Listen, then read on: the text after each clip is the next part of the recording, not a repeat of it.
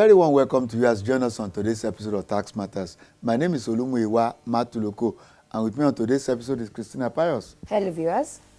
The economic travails of Nigeria, and indeed many countries of the world, even oil-producing nations like Nigeria, Venezuela, Iran, has turned taxation into the topic of the moment.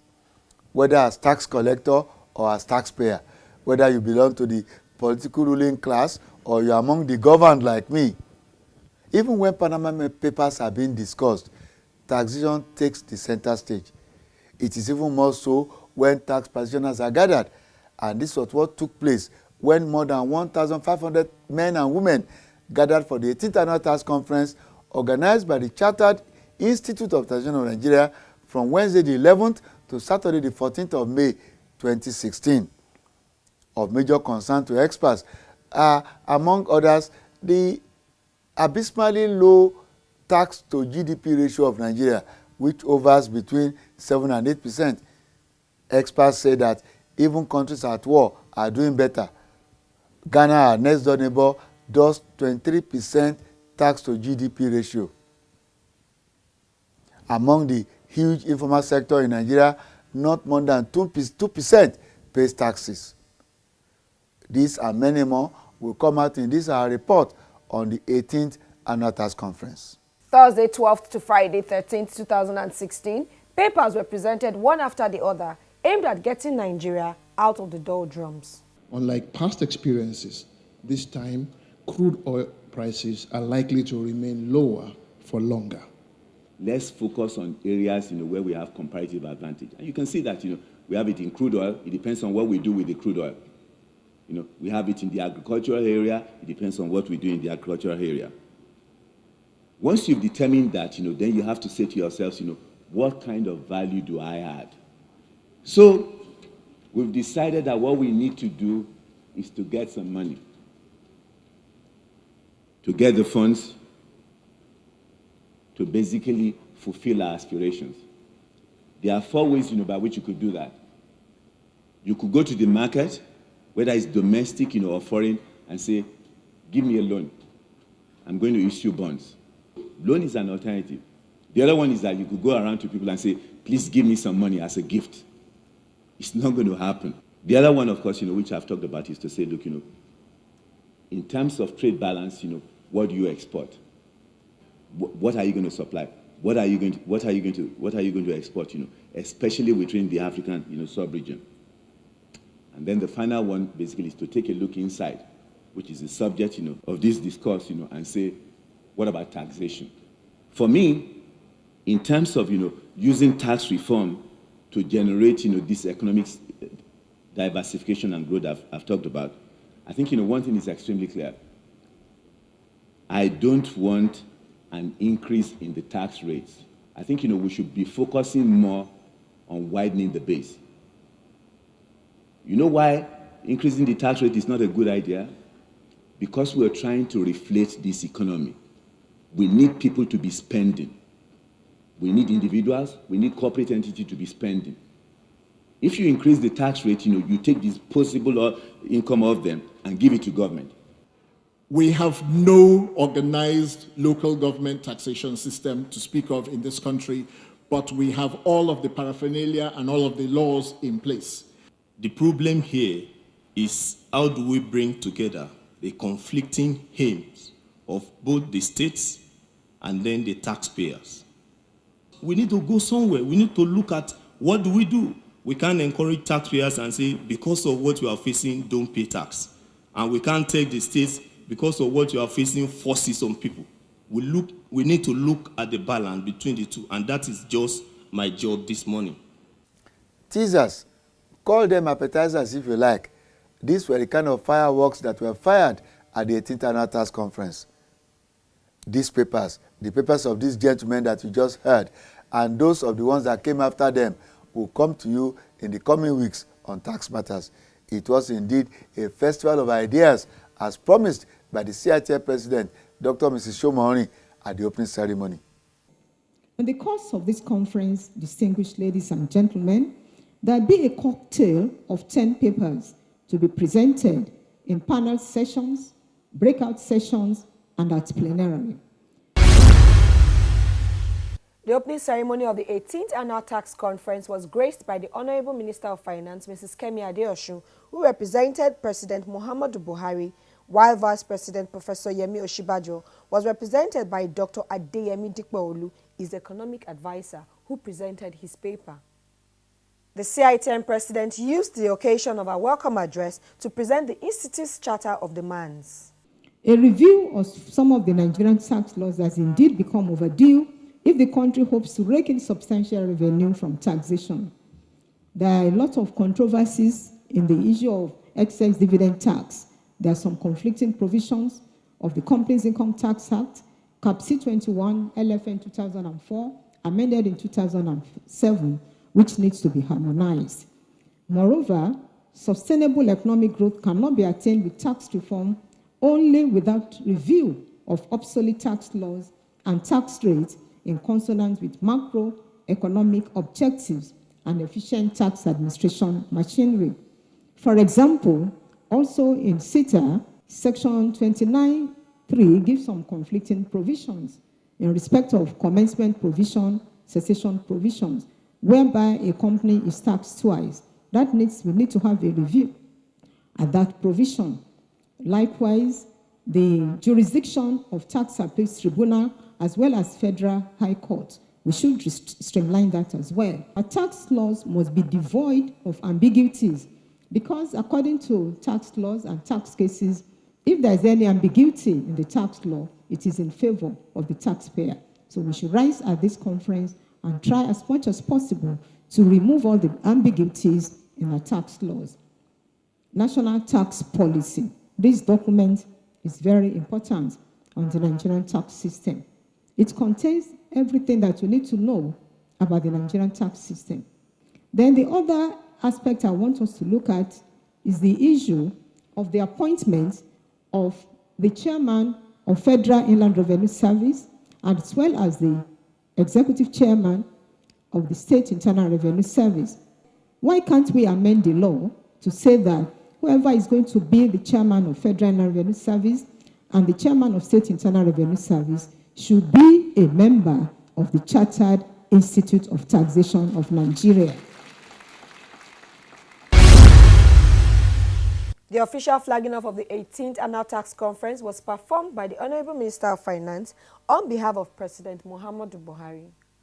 The conference theme is indeed relevant and timely, as it is coming barely a week after the assent to the 2016 budget, which is the fulcrum of an ambitious strategy to reset the Nigerian economy. The Nigerian economy's challenges are both well documented and extensively analysed. It is instructive to note that even when the oil prices reached historic highs of as much as $115 a barrel, Nigeria did not significantly benefit in terms of economic growth. This can largely be attributed to a number of factors, which include, but are not limited to, corruption, wastage, and inefficient spending, as well as revenue leakage. The low level of tax to GDP in Nigeria at 7% is a key factor in, and also a symptom of, our fundamental over-reliance on oil that has resulted in the fiscal imbalances that are now manifesting.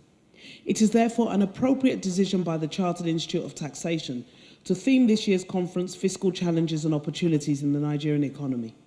The President, through the Honourable Minister, highlighted the government's effort at reforming the economy. The government is investing in technology, training, and other techniques that will boost the efficiency of our collections. Some of the recent initiatives we have commenced in the Ministry of Finance mean that it is now virtually impossible to obtain any payment, no matter how small, from the federal government without being fully tax compliant. Before any payment is made, we make a reference to the FIRS to confirm the tax status of that company. No tax, no payment. It's very simple. We understand that tax payment is part of the social contract between government and the people, and therefore the most effective measure to enhance compliance is the knowledge that tax revenues are being utilised effectively for the development of the people.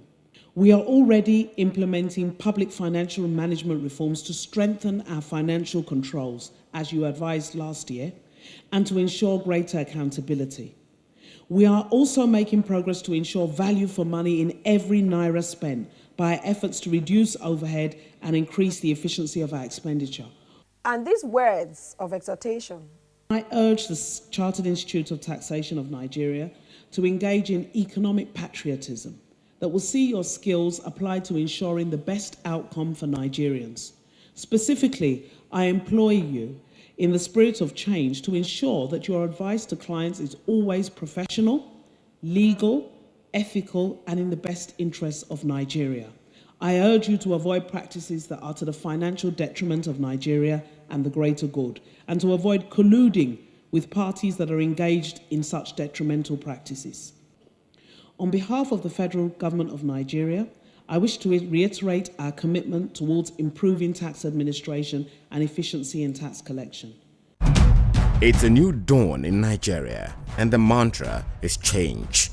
The wind of change is blowing all over Nigeria and beckons to you. One sure way to respond is to perform your civic duty, pay your tax. With taxes, government generates revenue to fulfill its electoral promises, ensure regular power supply, provide good security, standard education, medical care, true total change. Individuals and corporations enjoy specific benefits, rights and privileges for paying taxes and avoid the consequences and penalties of not paying. Oil revenue is no longer sufficient to bring desired change, but your tax can. It pays to pay your tax. A message from the Federal Inland Revenue Service. Vice President Professor Yemi Osinbajo delivered the lead paper at the 18th Annual Tax Conference. The paper was delivered on his behalf by his Chief Economic Advisor, Dr. Adeyemi Dipeolu. Given the drastic fall in potential revenues from the petroleum sector, the federal government opted in the 2016 budget to raise revenue from alternative sources rather than impose austerity. Indeed, austerity would have meant retrenchment of staff, cuts in the quality and quantity of social services, and a scaling back of capital expenditure. Our view was that this approach, which has been tried before, would only worsen the situation and tip the economy into a recession.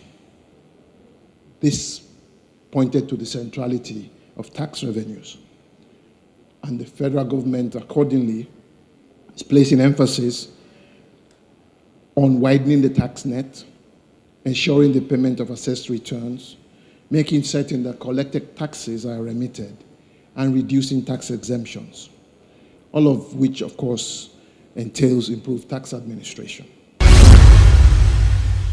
Against the background of Nigeria's abysmal performance with regard to the contribution of taxes to national economy, with tax to GDP ratio hovering between 7 and 8%, one critical sector that is being looked upon for support is the informal sector. Dr. Babatunde Fowler, Executive Chairman of the Federal Inland Revenue Service, delivered a paper on taxing the informal sector at the 18th Annual Tax Conference. Today I'll be talking about taxation of the informal sector and issues in the presumptive tax regime. Now, there's really no universal definition of the term informal sector, but what I did and what I generally describe as the informal sector broken down into two. You have the informal sector made up of people who perform everyday services, the gardeners, the domestic staff, the tailors, the transporters, etc. But you also have people in the informal sector who are professionals, who are doctors, who are engineers, but work for themselves and work out of home. But if you look at the definition from the International Labour Organization, it defines the informal sector as owner-employers of micro-enterprises which employ a few paid workers with or without apprentices, own account workers who own and operate one-person businesses who work alone or with the help of unpaid workers, generally family members, etc., etc. But for the purpose of today's discussion, our informal sector is going to be described as the professionals who work for themselves and the others who are skilled workers but don't fall under that category of, in quotes, formal professionals but provide a service. To give you a clearer indication as to where we are and why we have to be concerned with the informal sector in Nigeria. In 2012, the budget for the nation was at $79 per barrel. The actual price was $112. By 2014, the budget benchmark was $75 per barrel. The actual was $96. In 2015, it was down to $53, and the actual was $49.5. Now, this is the first time in the budget process of Nigeria whereby the actual budget benchmark is higher than the actual current prices. And if you look at the drop from 2012, from an average of 112 down to 49, now to $38 per barrel, that can give you an indication as to how much revenue has been lost. To show you the impact it had in terms of taxation of this sector of the economy, in 2011, the target was 2 trillion naira. The actual collection was 3 trillion. By 2015, the target was 1.4 trillion. The actual was 1.29 trillion. At present, we're hopeful if we can even make 0.5 of a trillion naira from petroleum tax. And that shows you from 2011 of 3 trillion, we're looking at a decrease of under 1 trillion. So the issue here is that where does the balance come from? On the way to bring informal sector operators into the net? The issue here is that the majority of people that fall under the informal sector are people and organizations and businesses that are supposed to pay taxes to the state. Most of them have below 5% of the census figures within their tax nets. Most states have less than 2% registered taxpayers compared to their census figures.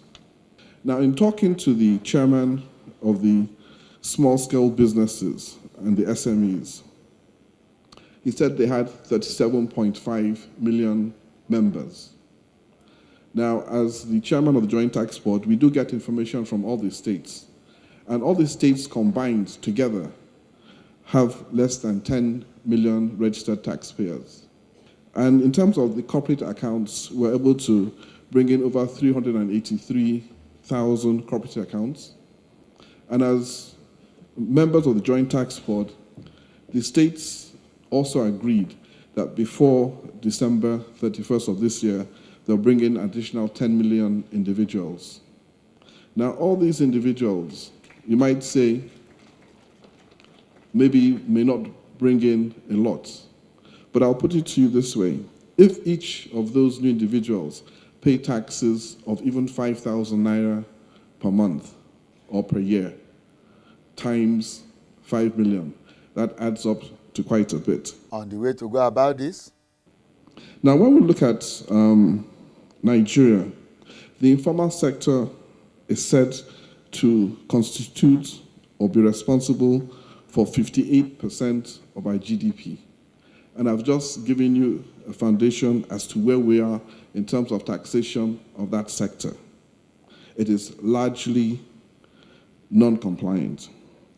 Now, some of the characteristics of this area is that they either have poor or non-existent record keeping.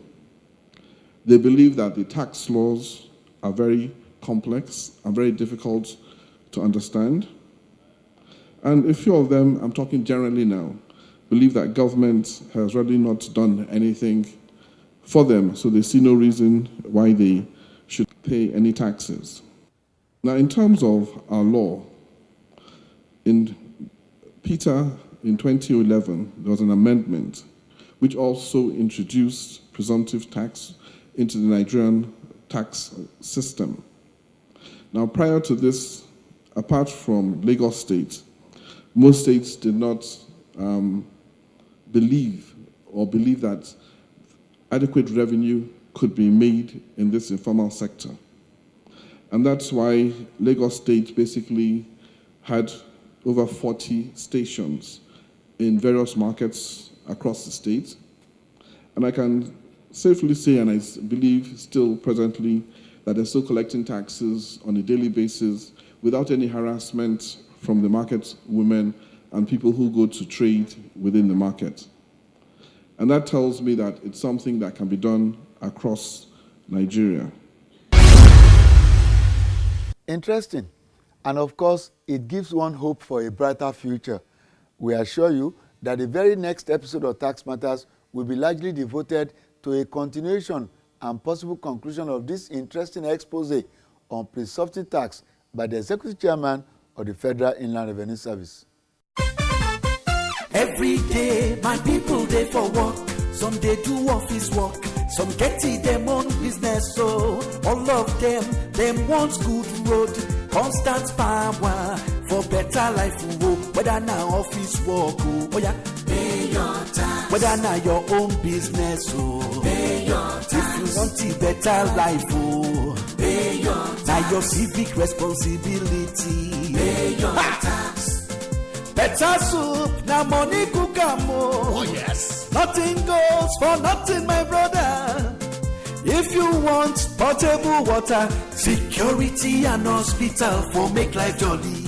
That's right. Good roads, good hospitals, portable water, adequate security all come from taxpayers' money. Play your part in making Nigeria great. Everybody, small scale, big companies, entrepreneurs, do the right thing. Pay your tax. This message is from the Federal Inland Revenue Service, FIRS.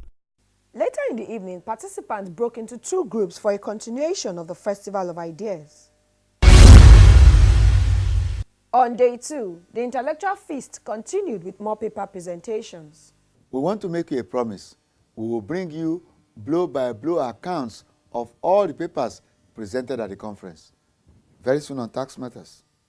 To further digest the papers, participants broke into syndicate sessions, after which representatives of each group presented their report, leading to the communique of the 18th Annual Tax Conference. Tax Matters spoke to the CITN president on matters arising. What's the stand of the CITN on the fact that a lot of people are saying do not increase tax rates, but rather expand the tax base?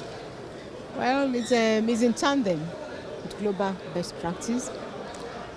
If you increase the tax rates, you are increasing the scope of tax evasion. Because if you increase tax rates, let's take the example of 30% now for companies income tax. If you increase it to 35% or 40%, you know companies are generally used to paying 30%. Some companies may want to cut corner so that it is still that 30% they will still pay because they are used to 30%. But if you remove your focus from increasing of tax rate and shift to expanding the tax base, expanding the tax base requires identifying additional taxpayers that will come and pay the tax, and all those taxes that have escaped the tax system, you bring them into the net so that there will be more harvest into the tax basket of Nigeria. One major highlight of the 18th Annual Tax Conference was the tax quiz competition contested by students of tertiary institutions. Prizes were presented to winners at the gala night held to round up the 18th Annual Tax Conference on the evening of Friday, the 13th of May. The young shall grow. Congratulations to the winners, and to the CITN, kudos for a well-organized conference. Until tax practitioners gather again together for the 2017 edition, we say bye for now.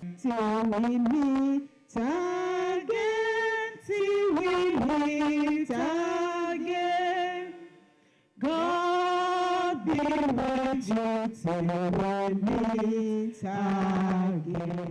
Thank you for watching Tax Matters today. See you next week.